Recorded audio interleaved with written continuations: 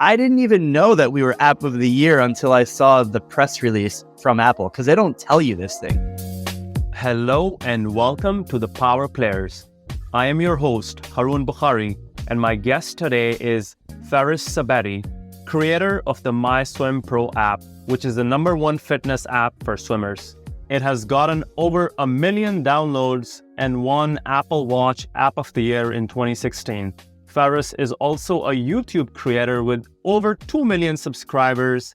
He's written 2 books, is an active angel investor, and also made it to the Forbes 30 Under 30 list in 2020. In our conversation today, we talk about what inspired him to create MySwimPro, his YouTube content creation, and much more. I hope you enjoy this episode, so let's get right into it with Ksebati.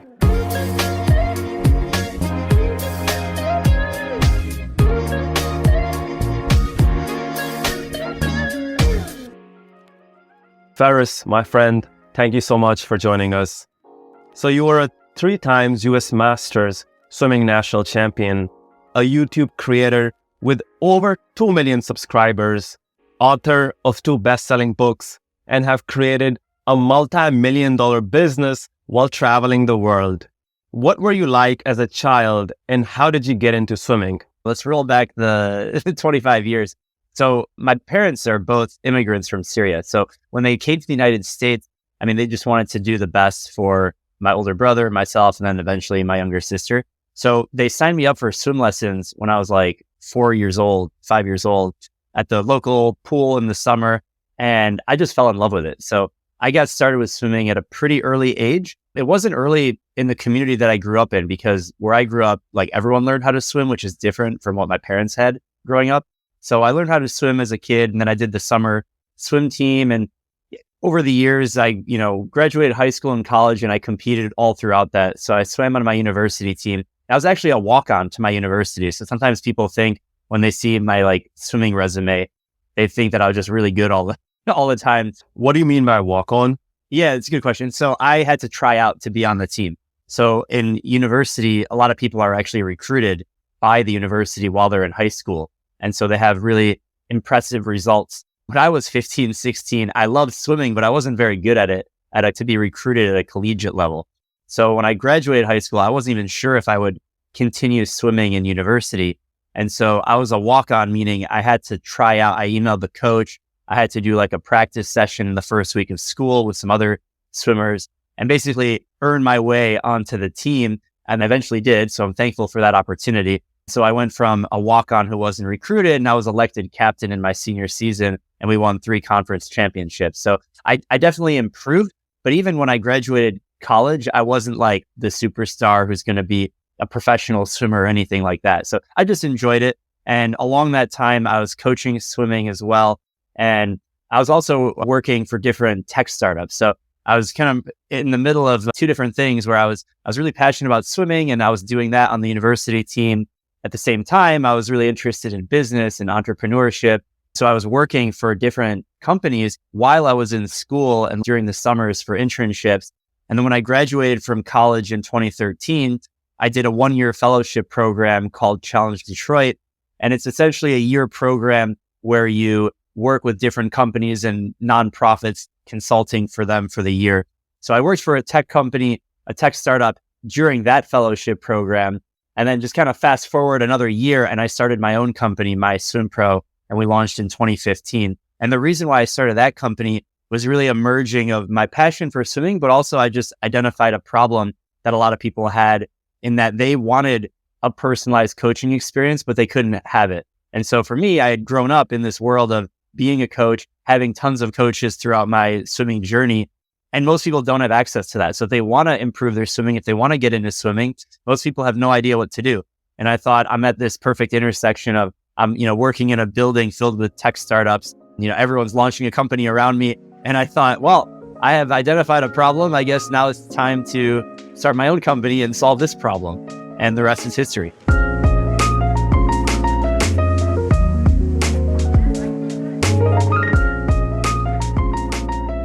So in college, did you have any aspirations to be a professional swimmer, or were you more interested in entrepreneurship?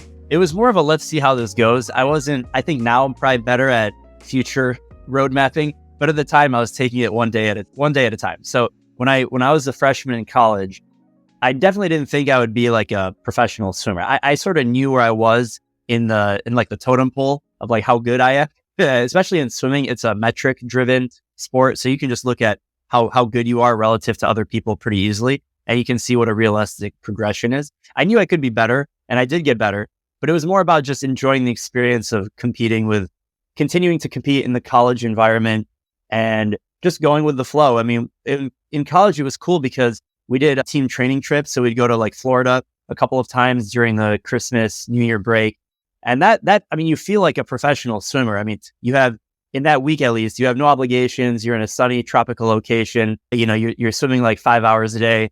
You're in the sun, no school, and you're kind of getting paid. I mean, you're not getting paid, but I mean, I'm not paying for that trip and you're getting a food stipend. So that was a cool experience. And I definitely cherish that moment. And I try and incorporate some of those things that I learned both from a swimming perspective, but also like dedication and hard work into everything I do now.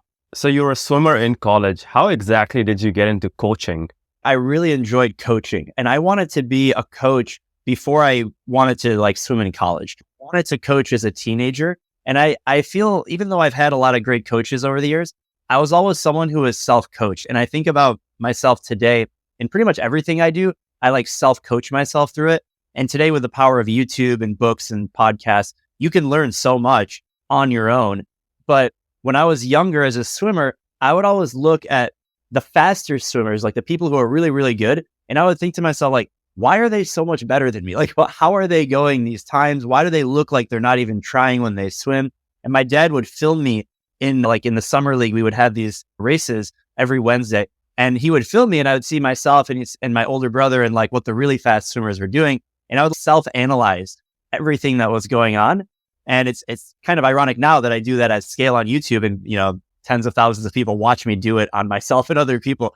But if I rewind like 20 years, when I first started doing that, that's what probably set my interest in coaching, of realizing like I have a really good eye for this and then being able to break something down that's complex into a simpler way for other people to understand. That was really interesting to me. And I just continued to do that. I didn't start coaching until 7 or 8 years later when I was, 17, 18 years old and I had started college and I actually got to do it for a team and I was coaching kids anywhere from age 8 to 17. And I did that and I continued to coach and eventually I coached adults as well. So I love the story of how the idea for MySwimPro first came to you. Tell our listeners this story and then also talk about how you went from idea to execution and launching the app in 2015. Yeah, this is a really good story of how I started the company because I can almost clearly articulate the light bulb moment. I mean, there were multiple light bulb moments, where you just, you're sitting by yourself or you're in an environment and all of a sudden this idea comes to your mind. And that lightning in a bottle moment, one of them specifically that I always reference, it goes to when I was coaching on the pool deck. So here's the story. I'm coaching on the pool deck. It's 5:30 a.m. And I had one of my swimmers. So I'm coaching adults. One of the swimmers, she comes up to me after the workout and she tells me she's going to go out of town for a month. She's got like a big business trip and she wanted me to keep sending her the workouts so that way she can keep training because she was going to compete in a triathlon a few months later. So she offered to pay me for workouts to continue doing over that month period. And what I did was I basically sent her an Excel spreadsheet of all the stuff that we had done and she can basically just repeat it. It sort of personalized it a little bit. She offered to pay me for it and I didn't take the money because I didn't really think that's not what I want to do. I don't want to, transact like that. But that moment really got me thinking, wait a second, there's a reason why she's asking me to do this for her. And there's a reason why she's offering money to basically solve this problem for her. And I thought to myself, the reason why she's in this situation is because nothing exists in the market that can solve her problem. And that's the light bulb moment. That was the light bulb moment for me in realizing how clearly of a problem she had and how many other people also had that same problem. And I think for someone who's inside of their industry, for me at the time, it was as a swim coach, as a swimmer, you're kind of blind to some of these problems because you just think this is how it's always been done. So for me, I took that concept, which was 2014, of how do I help people who don't have a coach get that same level of personalized coaching.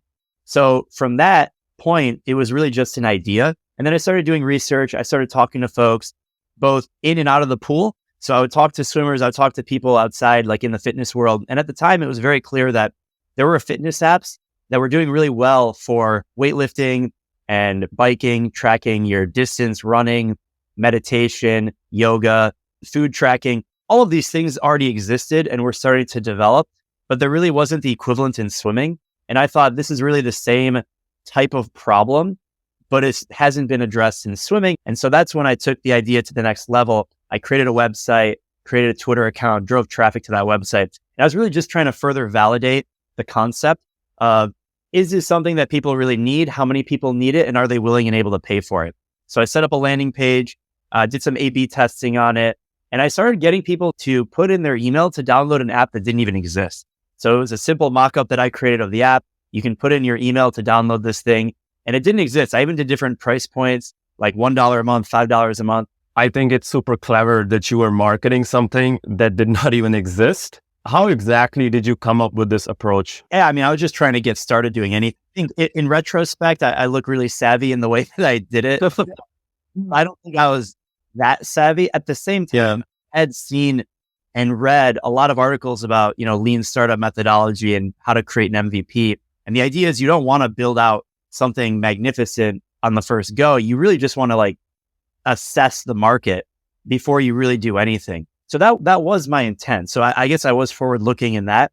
I'd say today, almost 10 years later, there are a lot more resources that say to do that. And hopefully my story is inspiring to think along those lines. You don't have to go and make a website and a Twitter account, but the equivalent today could still hold true. You can make a mock-up of something, and maybe you wouldn't use Twitter. Maybe you use Instagram DM, look at hashtags, find people. And that's what I did on Twitter. So I would just find people who were talking about swimming using the search bar and hashtags, and I would literally just DM them. And within just a few weeks, I had a few hundred people enter in their email to download an app that didn't exist yet.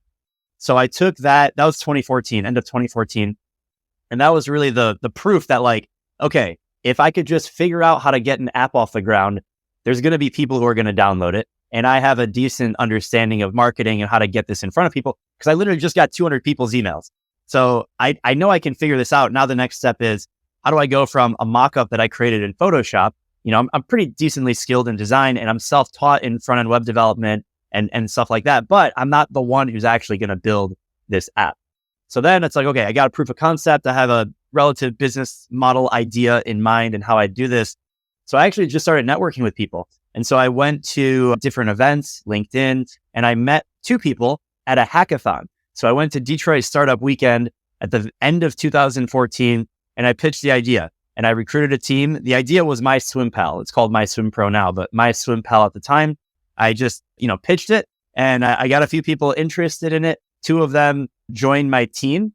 And from there, one of them became one of my co-founders. And then literally, still networking a week or two later, I got introduced to my other co-founder, who is now our CTO.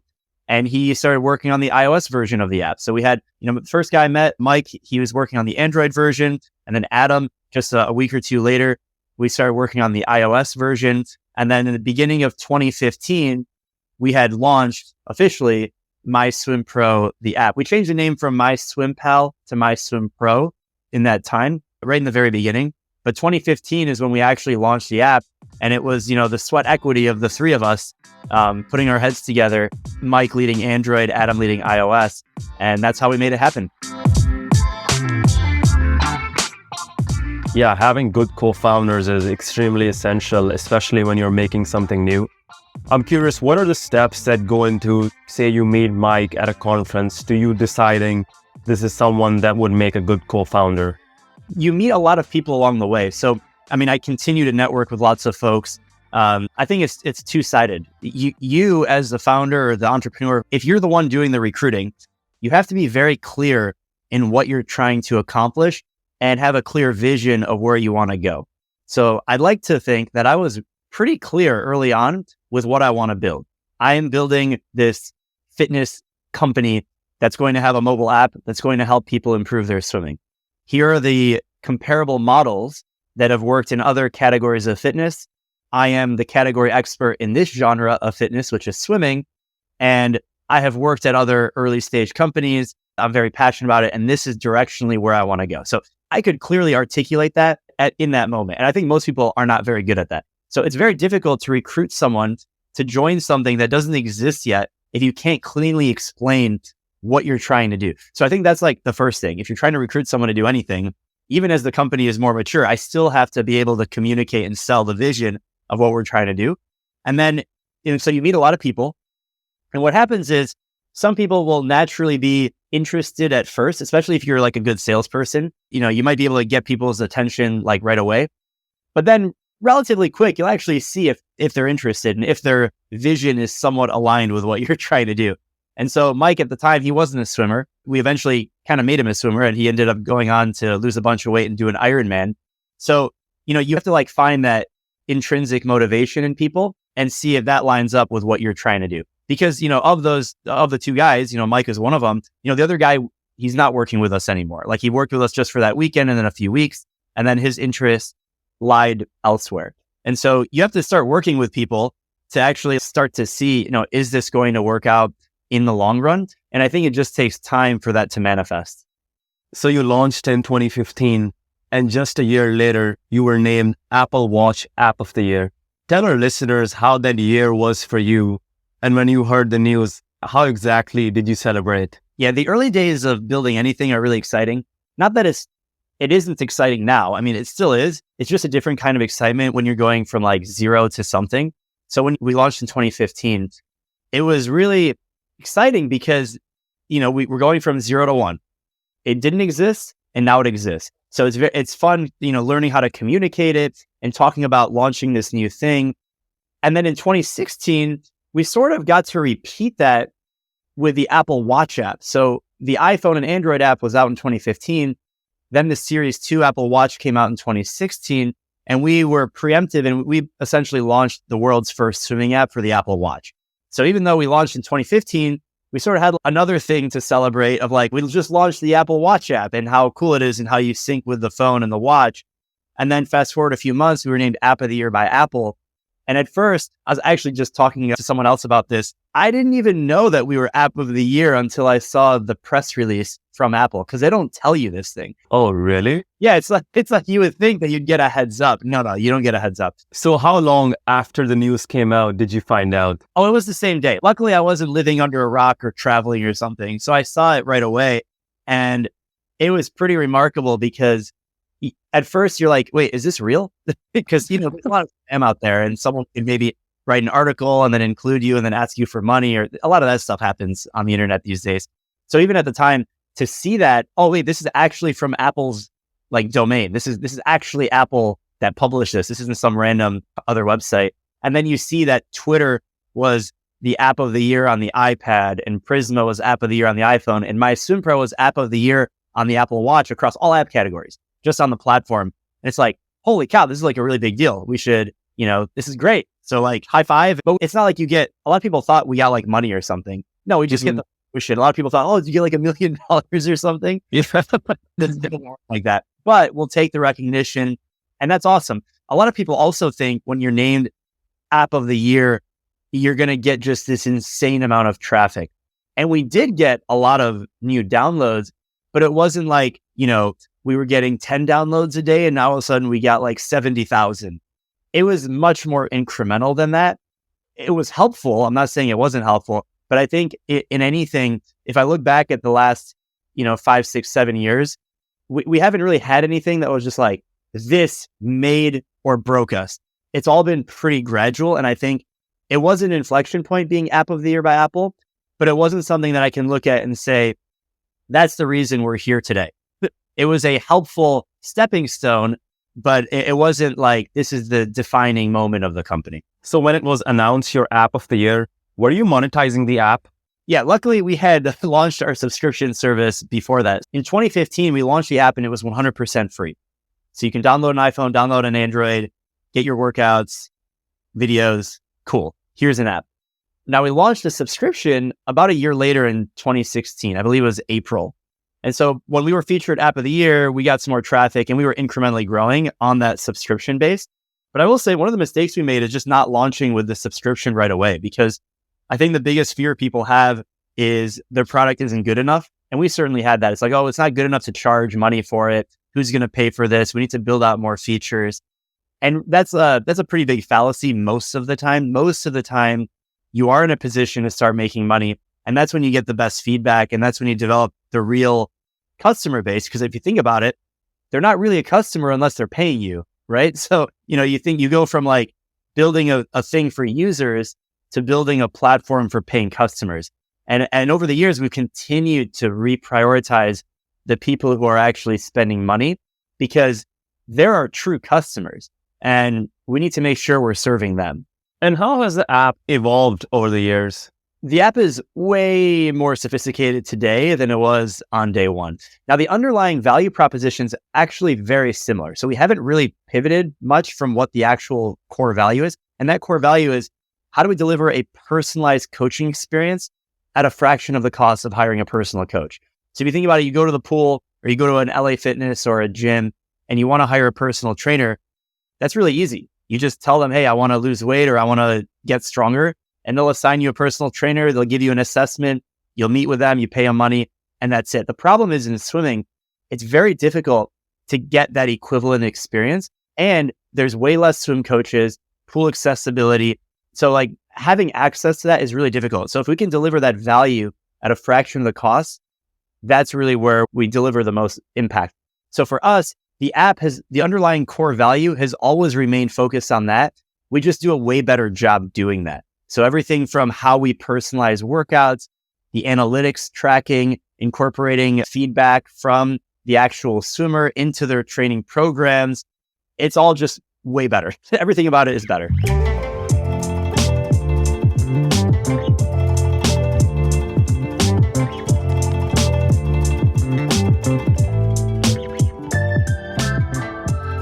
So MySwimPro has come a long way. Today you have over 7 figures in revenue. Tell our listeners, what are your plans to scale over the next year and then over the next 5 to 10 years?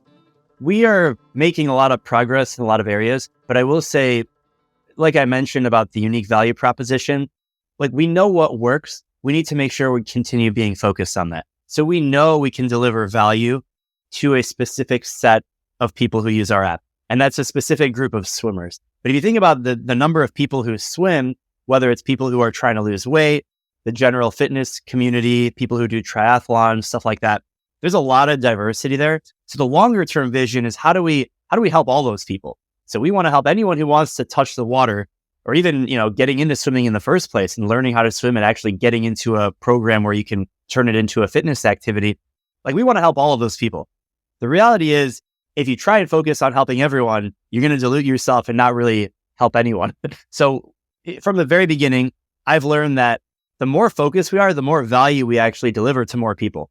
So it's very tempting to try and take over the world, but we will do that. It's just going to take a little more time. So in the short term, it's really about focusing on how do we help this specific group of people that we know we can help, improve that experience as much as possible, continue building out the brand, build out our content, and then we can gradually start to open up that funnel as we deliver more value and improve our value proposition even more. So you made it to the Forbes 30 under 30 list in 2020. How did that impact your personal life and the growth of MySwimPro? Yeah, Forbes is a big name. So the fact that you like having any association with an entity like that, it definitely helps give you more credibility. From a business perspective, that's really where it probably helps the most. So now we're doing, different partnerships and stuff like that. And it's a nice, line in my resume of that I'm a Forbes 30 under 30 alum. So I guess there's two areas. One is it helps build my own profile and identity online. So that way, when a company is thinking about working with us or even our own team, I guess they have potentially more trust in joining a company like ours compared to working somewhere else because they feel more confident that the leadership. It was myself and one of my co-founders, our CTO, Adam. He was also on the Forbes 30 under 30 list. So having that credibility helps. But also, I think the other half of the benefit of that is just networking with other people who are on the Forbes 30 under 30 list, right? I mean, this conversation and others, they wouldn't be possible if you're not a part of that community. So you're doing so much outside MySwimPro as well. You have over 2 million subscribers across your 3 channels, and you've made over 2,200 videos. If you made a video every single day, it would take you over 6 years to make the amount of videos that you have.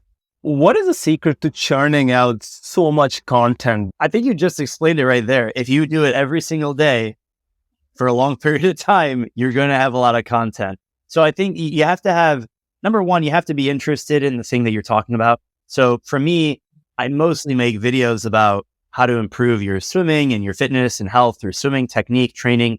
So because this is something that I'm interested in and I have a lot of experience with, and it's the domain that my company is in, it's a lot easier to be able to consistently produce content. It's a lot harder if you're talking about something you're not interested in, you don't know much about. You can do it, you can grind it out, but after 5, 10, 20 videos or pieces of content, even if it's writing articles, it's like really hard to maintain that. So, producing, it sounds crazy, but like thousands of videos, I mean, I've been doing it for a while. That's not over a 3-month period. Back in 2015, when I started the company, I was making videos at that point, and I'd been making videos my whole life. But in terms of the content that people see today, if you Google something around swimming and you see a video of me, that series actually started in 2018. I do a series called Whiteboard Wednesday, where every Wednesday it's a video of me standing in front of a whiteboard explaining some swimming topic, kind of like a teacher or just like the swim coach on the pool deck with a whiteboard. And I started that series because people would ask questions about the app or training or something related to swimming and swim coaching. And they'd ask me, hey, how do I do this? So rather than kind of repeat myself over and over, send an email, copy and paste, get on the phone with someone and explain it, I thought I'm just going to make a video that explains this topic very thoroughly. So that way in the future, anyone can see it online, but also I can just send it to people and we can incorporate that into our content marketing strategy. What's going on, guys? Welcome to the MySwimPro app channel. My name is Ksebati. I'm the co-founder and CEO of MySwimPro. And in this video, I want to take a couple of minutes and share with you a few of the resources that we have to help you reach your goals. Now, obviously, if you're So fast forward to today, and I'm still producing about a video a week. So I produced a couple hundred of those, and those videos have, millions of, a few of those individually have millions of views, and collectively tens of millions of views. So now people are seeing that information, they're learning from it, and it's a lot more scalable than just me hopping on the phone every single time and repeating essentially the same thing. So I think the trick is finding something that you're really passionate about, a lot about, and then building a process so you can do it regularly. But if it's not something you're interested in, you're not going to be able to continue doing it over a long period of time. So Faris, for someone making so much content daily, do you have any practices or rituals to get in this creative state? Well, I like to surround myself with other people who are doing interesting things. So I appreciate you thinking that I'm creative, but I really just borrow a lot of what other people are doing, and I'm inspired by others. So I think you do that in a few different ways.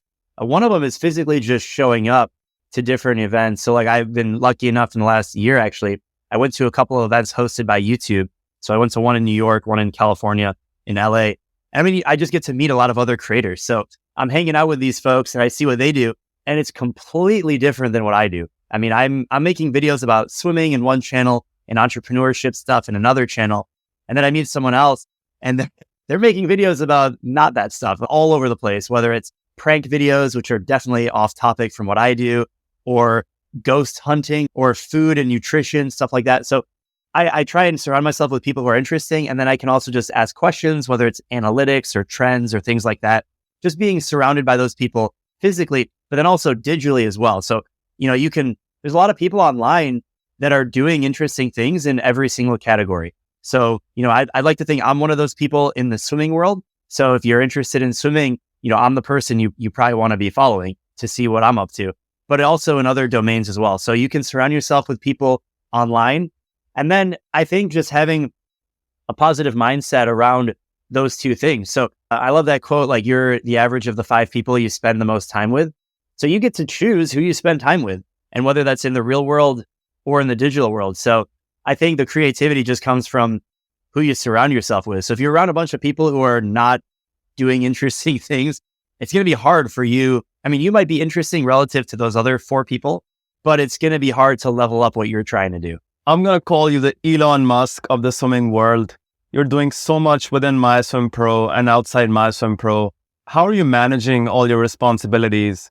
And then I know every day is very different, but would love to hear what a typical day in your life looks like. Yeah, one of the biggest things I've done recently is being able to delegate a little bit more effectively. And it has to do with actually the scale that MySwimPro has reached recently. So I have a VP of engineering and a VP of marketing and a CTO. So between those 3 people, like they're pretty much running the day-to-day of the company. So I'm still involved like in the weeds on everything. I mean, I'm still in like product strategy I'm leading the product strategy meetings. I'm in the design meetings, the marketing meetings. But in terms of like scheduling the work and the project management of everything that's going on, I'm not the one doing that anymore. I'm still involved and I'm still hyper aware, but having that, it really takes like a mental load off of me and allows me to focus on like the MySwimPro business as a whole.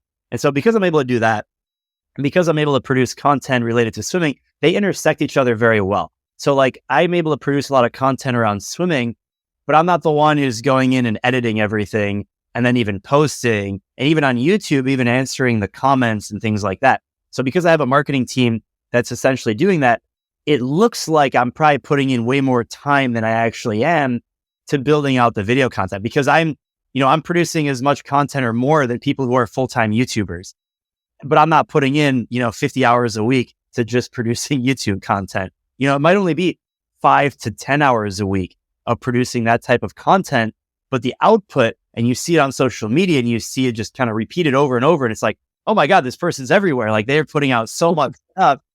And I've just built a process to be able to do it efficiently. I mean, yeah, 10 hours a week is still a lot to be like in front of the camera and like giving feedback and looking at trends and stuff like that. It's still a good amount. And most people in my position who are the CEO of a company, most people are not doing that. They're not putting in 10 hours a week of producing online social media content. Most people don't do that. So I think that's one dimension, is just having the right like infrastructure where I don't have to be as mentally loaded with like every little decision because I have 2 people leading each part of the company. And then because of social media, it sort of exacerbates like the reality of how much time I'm actually spending on it. And then I'm involved in some other things as well. And it just goes down to time management. So trying to think through like, do I want to be doing this? Like, can someone else do this? How do I use my time most effectively? And I'm doing a better job of that. I don't think I was doing that great of a job maybe 5 or 6 years ago, but now I'm definitely better at managing my own time.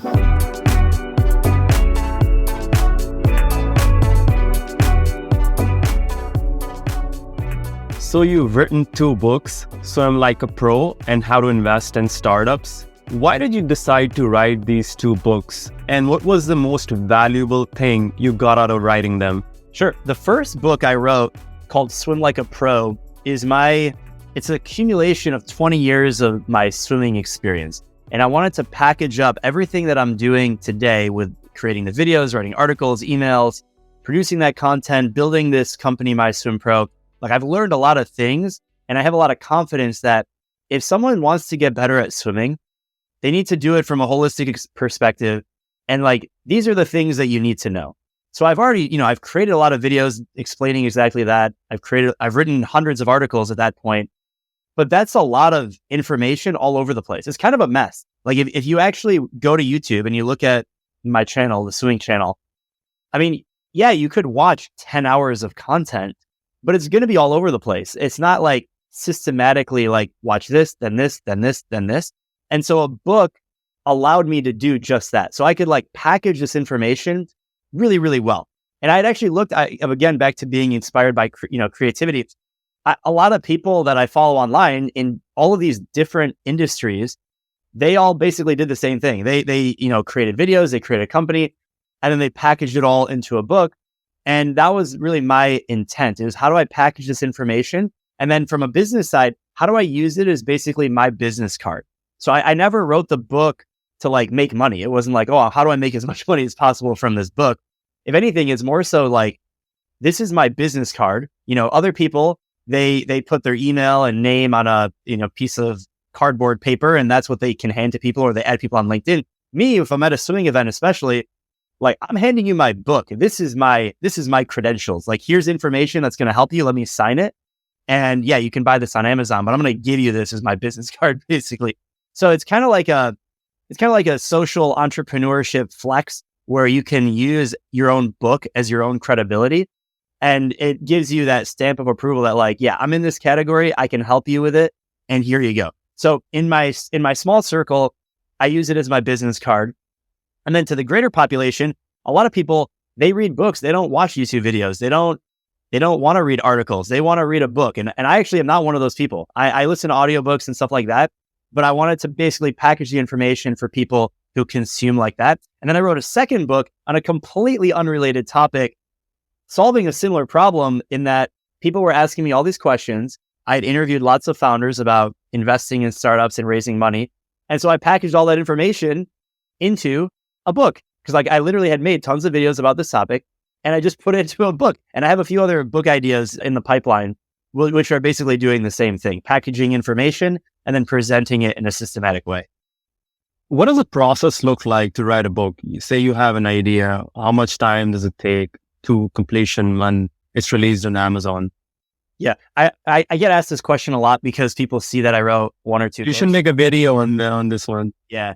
If they want to write a book, you either want to write a book, but you have like no idea what you're going to write about. You just know that you want to write a book about something.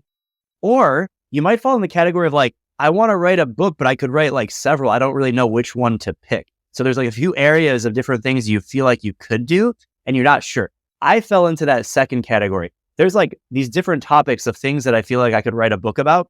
I just don't know which one to start. And the best advice I've gotten on this is you start with the one that you think you can write the fastest, the one that you have the most domain expertise about, the thing that you've already probably written a lot of stuff about. Maybe you've talked about it. Maybe like if you're a 55-year-old real estate agent and that's your industry, you could probably write a book about doing real estate wherever you live, right? Like you probably know a lot about that thing.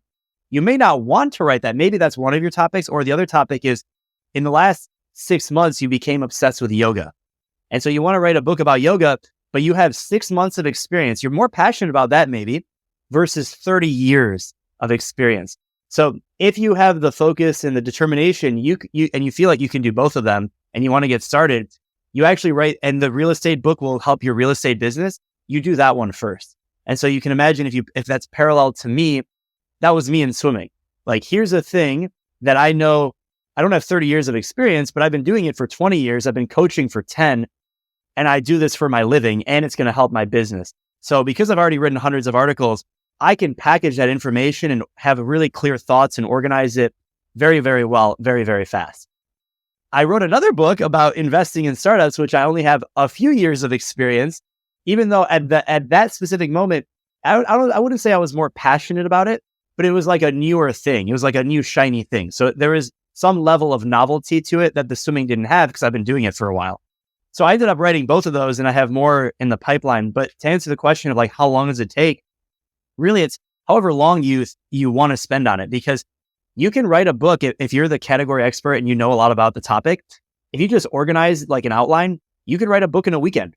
Just lock yourself in a room, throw it together, and 15, 20 hours later, you have 50,000 words, and that's a book. It might be pretty bad, not organized well. You need some heavy proofreading.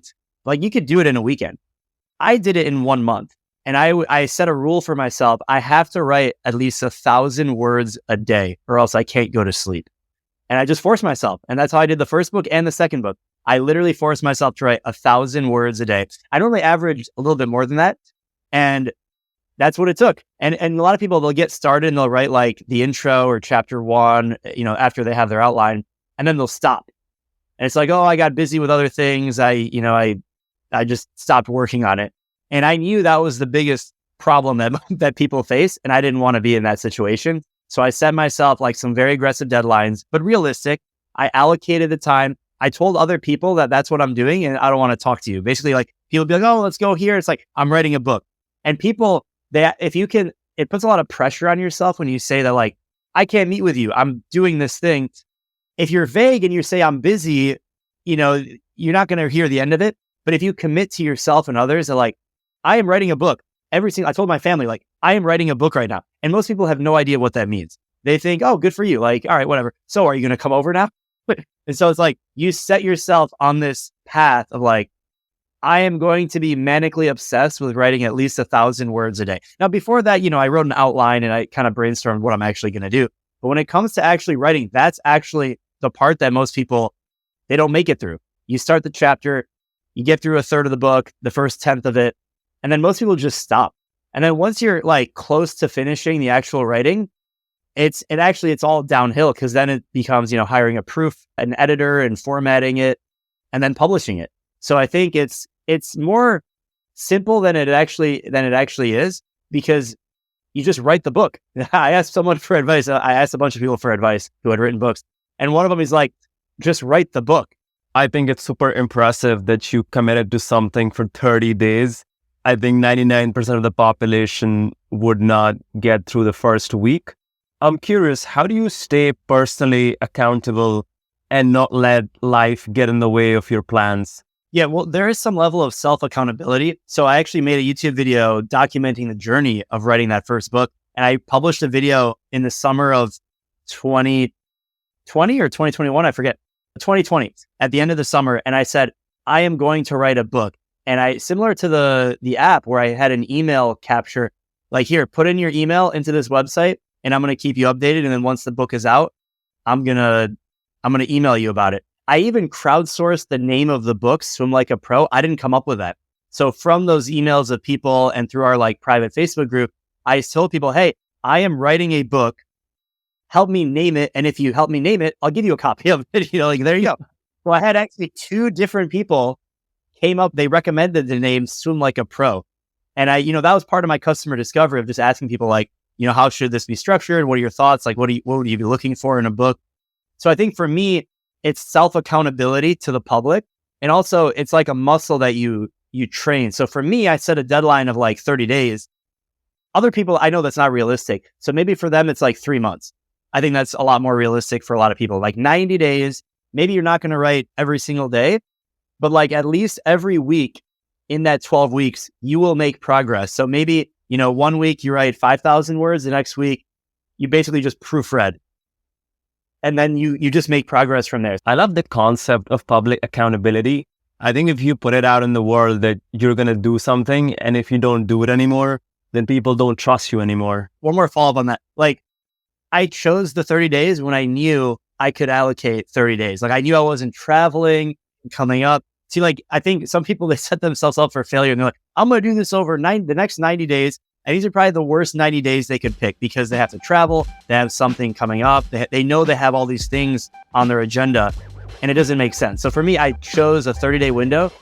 I knew I could be a monk and not do anything else.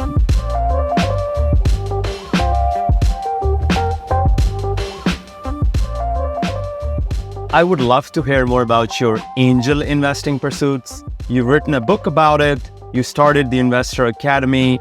How exactly did you get into this? And how much time are you allocating these days to it?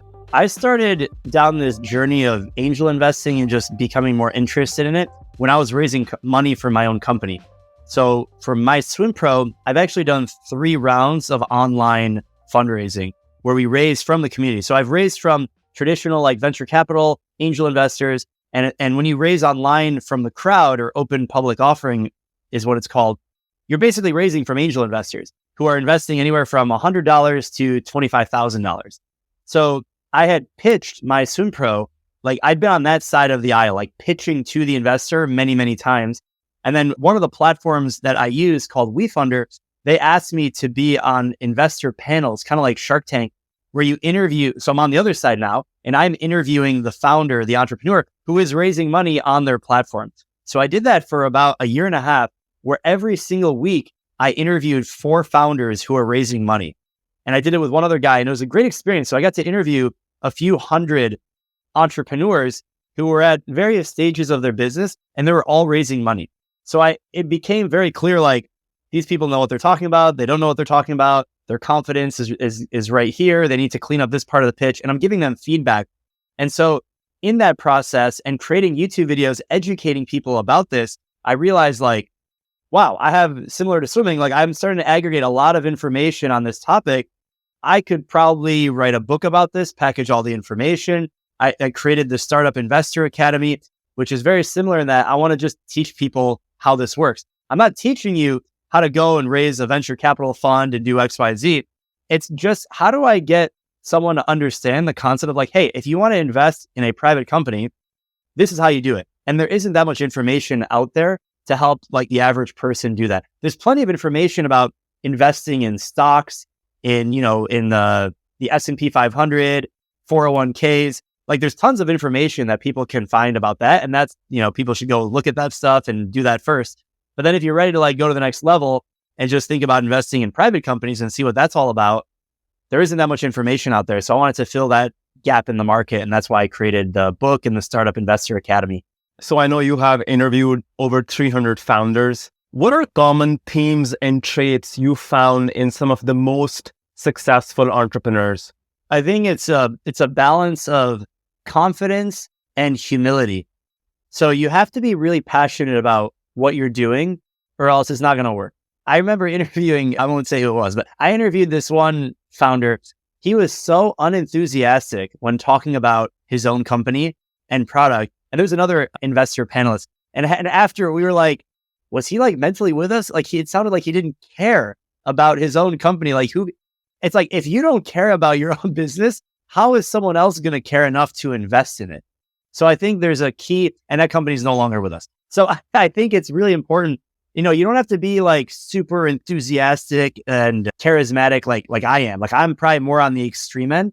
You don't have to do that. You can actually be very calm and reserved and build a, insanely successful company or product or whatever.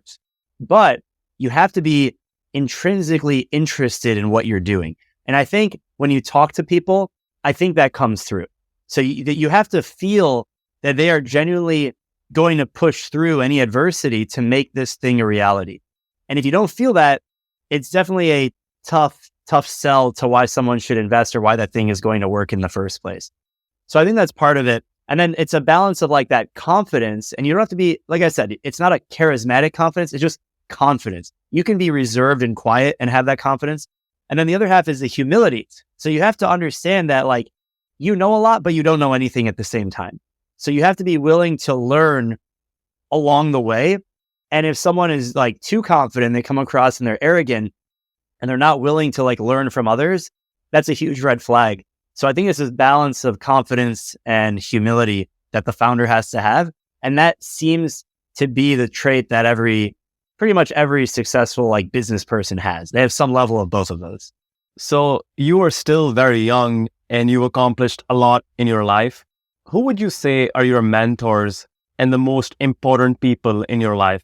Yeah, well, there's a lot of dimensions to that. So what I mentioned earlier, I talked about how, surrounding myself with creative people.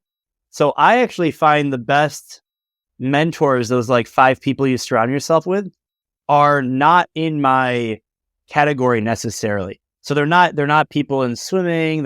They are, maybe the top guy who does videos about, real estate or something.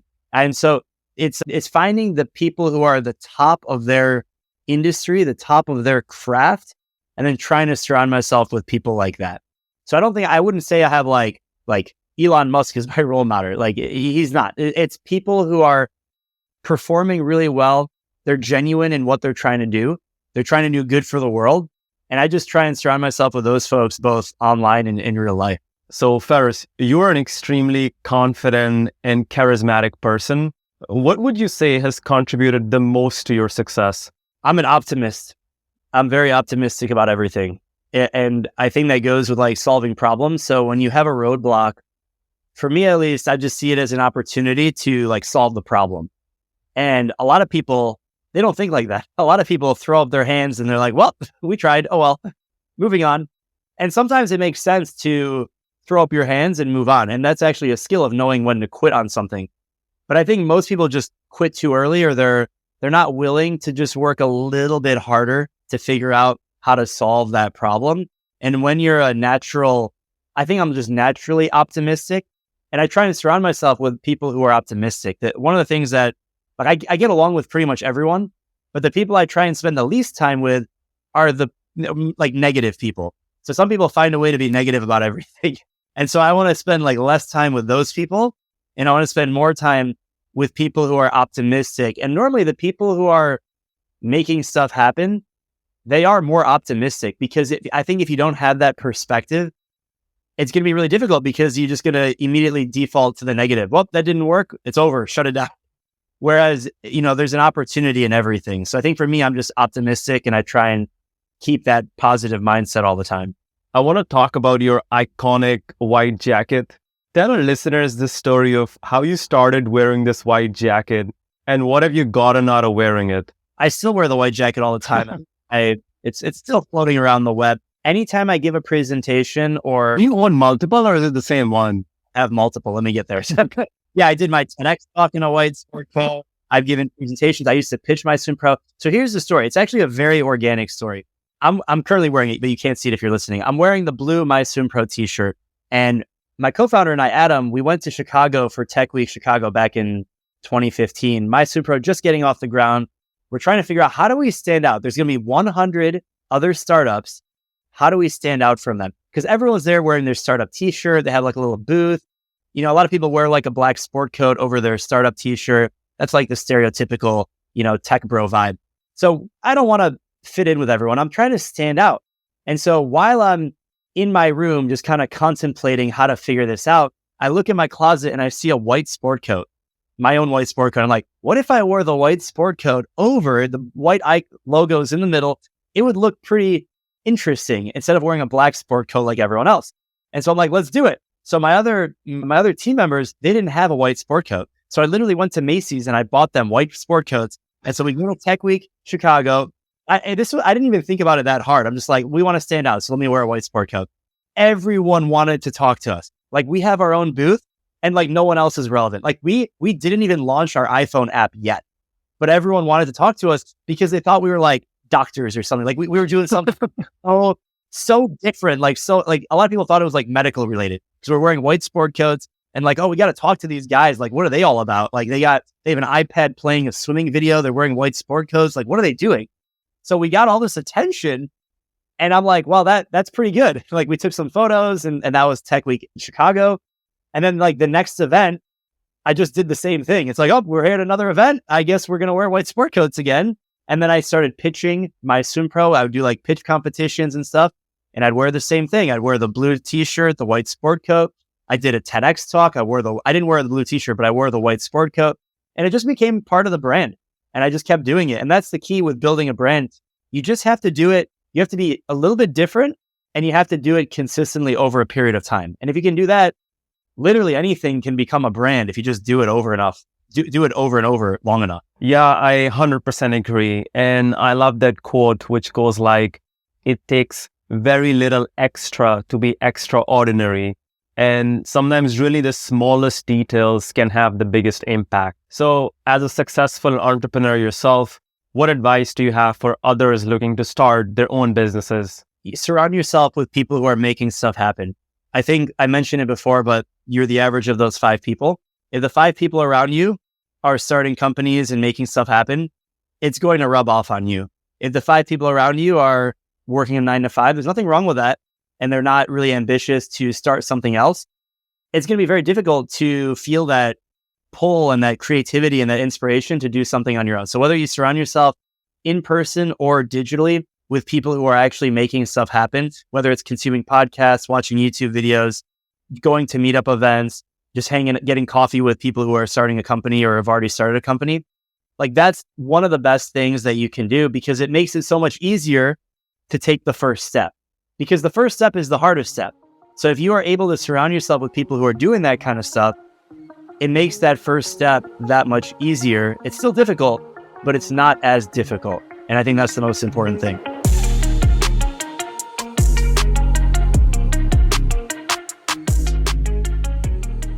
So shifting gears here a little bit, do you think you're truly happy and are you living out your life's true mission? I think so for right now. I think at this moment, I am very happy with everything that I'm doing. And I've noticed it has evolved over the last few years. You know, some things become more interesting than others. And what I'm trying to do is continue to evolve. I think it was Lewis Howes. He's talking about there's seasons of your life. You're interested in different things. And so I don't think I'm that much different than I was 5 or 10 years ago, but I am different. I have evolved. And I think as I evolve, it's really important to continue to evolve, like how I spend my time and what I focus on. So for right now, I'm very happy. I think if I'm doing exactly the same thing with the same schedule in 5 or 10 years, I will probably be less happy. So I think it's important to continue to evolve. So what season are you in right now? Oh, season. I don't know if I have names. I don't know if I have names.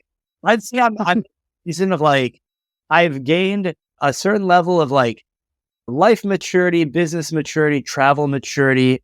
And I think I'm maybe exiting this segment of this season, and I'm about to start the next season. But I guess we'll have to find out what that looks like.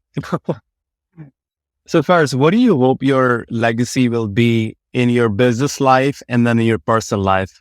I think on the business side, it's that if you want to do something, you can go and do it. And I think serving as an example of, hey, if you want to write a book, go write a book. If you want to start a company, go start a company. You want to start a YouTube channel, like go do it.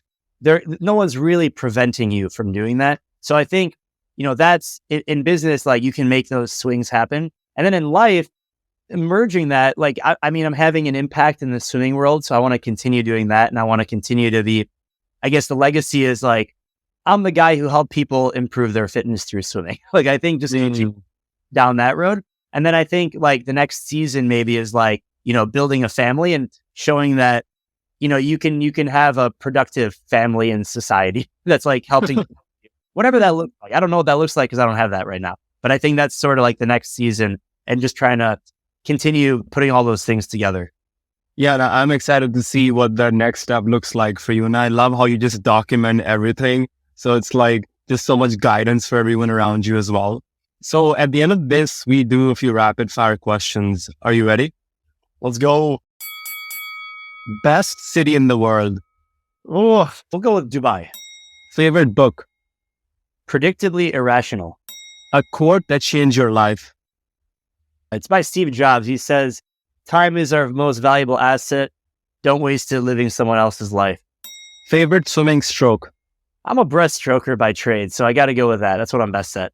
If you could do one thing for the rest of your life and it cannot be swimming, what would it be? Oh, like a job? Or any activity? Oh, any activity? All right. Wow, this is a cop-out, but I like lifting weights. So if I can't do swimming, I'm going to lift weights. And then, but do you actually enjoy lifting weights? Yeah, I like it. Yeah, it's good. If I'm like healthy and stuff, I like being active, but I wouldn't like go running. I'd rather do some kind of like weight training. So that's that. If it was a work question, the same question, like what can I do outside of like MySwimPro? I'd be like a travel vlogger and I get to travel the world and like document that. That'd be pretty cool.